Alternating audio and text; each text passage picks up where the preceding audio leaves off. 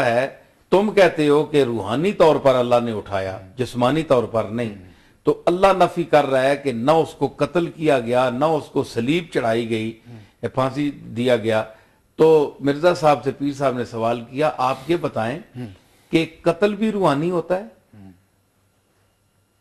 کبھی آپ نے سنا ہے کہ کسی کو قتل روحانی کیا گیا ہو؟ مادی طور پہ مادی طور، اچھا، اور پھانسی بھی کسی کو روحانی طور پر چڑھایا گیا ہو؟ کوئی آدمی معقول جو ہے وہ نہیں مان سکتا۔ وہ کہتے ہیں کہ جسم صلیب پر چڑھایا جاتا ہے، قتل بھی کے لیے بھی جسم چاہیے، گردن کٹتی ہے، صلیب کے لیے بھی اسی طرح جسم چاہیے۔ تو پیر صاحب نے کہا کہ پھر قرآن نے تو فیصلہ کر دیا اس آیت میں کہ جس کو جسمانی طور پر قتل نہیں کیا گیا، جس کو جسمانی طور پر صلیب پر نہیں چڑھایا گیا، اسی کو بل رفع اللہ ہے، بلکہ اسی کو اللہ نے اٹھا لیا۔ تو اگر جسمانی طور پر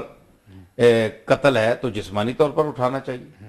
اور اگر روحانی پر انسان پر قتل ہوتا ہے، ہو سکتا ہے روحانی طور پر، تو پھر اسے روحانی طور پر اٹھانا چاہیے۔ آپ بتائیں کہ قتل روحانی ہوتا ہے یا جسمانی؟ تو ہر شخص کہے گا صحیح، بالکل کہ قتل تو اللہ نے اسی کو اٹھایا جس کا وہ قتل جسمانی نہیں ہوا، اسی کو یعنی جسم کے ساتھ اٹھایا۔ تو یہ فتنہ جو ہے انگریزوں کا پھیلایا ہوا، یہ بہت بڑی دلیل ہے، بہت بڑی علمی دلیل ہے۔ حقیقت الوحی اس کی کتاب تھی، مرزا غلام احمد قادیانی، اس میں اس نے اسٹیٹمنٹ دی ہے کہ میں انگریزوں کا خود کاشت پودا ہوں۔ اچھا، تو اس میں کتنی نعوذ باللہ حسن اور حسین اور عائشہ میرے حضرت عیسیٰ علیہ السلام کے متعلق جو گالیاں دی ہیں، ننگی گالیاں عیسیٰ علیہ السلام کو، اور ان کے یعنی دیکھیں نا جی، ہم تو یہ نہیں کہہ سکتے، لیکن کم از کم اچھی زبان استعمال کرنی چاہیے ایک معقول پڑھا ہوا آدمی۔ اور پھر اگر اللہ تعالیٰ کی طرف سے کوئی پیغام لے کر وہ آئے تھے، تو پیغام کا یہ مطلب تو نہیں ہے کہ آپ کو جو نہیں مانتا اس کو آپ ماں بہن کی گالیاں دیں۔ کوئی رسول آدم سے لے کر جو سچے رسول آئے ہیں، تو آپ بتائیں کہ حضور ختمی مرتبت علیہ الصلوۃ والسلام کے دور اقدس تک کہ کیا سلوک کیا مکے والوں نے آپ سے، بالکل آپ کو پتہ ہے، سب دنیا جانتی ہے، لیکن آپ نے کلمہ خیر کے سوا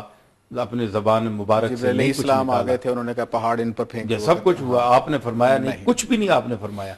تو جس کے پیچھے اللہ تعالیٰ ہوتا ہے، یا اللہ تعالیٰ کا اذن ہوتا ہے، یا حکم ہوتا ہے، جو اللہ کی طرف سے رسول ہوتا ہے، اس کا تو یہ مقام ہے۔ پیر صاحب، یہ جو تدریجن نبی بننے کا پروسیس ہے، مثلا پہلے وہ بنا، ذلی، بروزی، پھر مسیح موعود بنا، پھر اس نے سٹیٹمنٹ دی کہ میں نبی، بلکہ ان کے کسی حکیم صاحب تھے، انہوں نے حکیم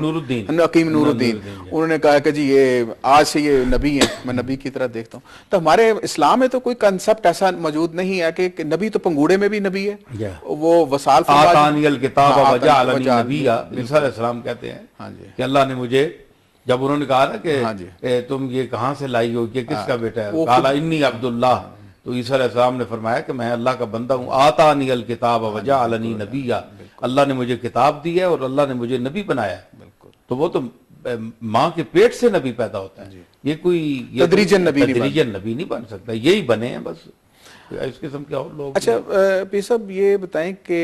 1937 میں ان کا وصال ہو جاتا ہے، پیر میر علی شاہ، پھر آپ کے والد صاحب آتے ہیں، میرے دادا صاحب، دادا آپ کے دادا حضرت بابو جی غلام محی الدین۔ اچھا، میں یہ پوچھنا چاہوں گا کہ جو تصوف ہے ابھی ماڈرن اس دنیا میں ہم ہیں، جس میں ہم بیکن سکول سے پڑھ رہے ہیں، فرابل سے پڑھ رہے ہیں، تو یہ ہمارے ناظرین کو بڑی اس کے بارے میں مسکنسیپشنز ہیں۔ تو تصوف یہ کیا چیز ہے، اور اس کی زندگی میں، ہماری جو عام جو زندگی ہے، اس میں اس کی کیا اپلیکیبلٹی ہے؟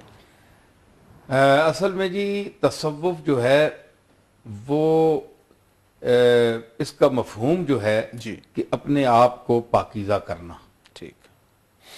پاکیزہ اس کے لفظی معنی ہو گئے، اس کے لفظ تقویٰ، ٹھیک ہے۔ تو اللہ تعالیٰ نے جو قرآن مجید میں جو سارا مدار رکھا ہے اعمال کا، ان اکرمکم عند اللہ اتقاکم، بالکل، جو تم سے سب سے زیادہ متقی ہوگا وہ اللہ کے نزدیک مکرم ہوگا، باعزت ہوگا۔ تو اب متقی کا یہ معنی نہیں ہے کہ صرف وہ نمازی پڑھے، یا صرف روزے رکھے، صرف یعنی قرآن شریف پڑھ لے، حج کر آئے، عمرے کر آئے، یہ متقی ہے۔ متقی کا دائرہ اتنا وسیع ہے کہ جو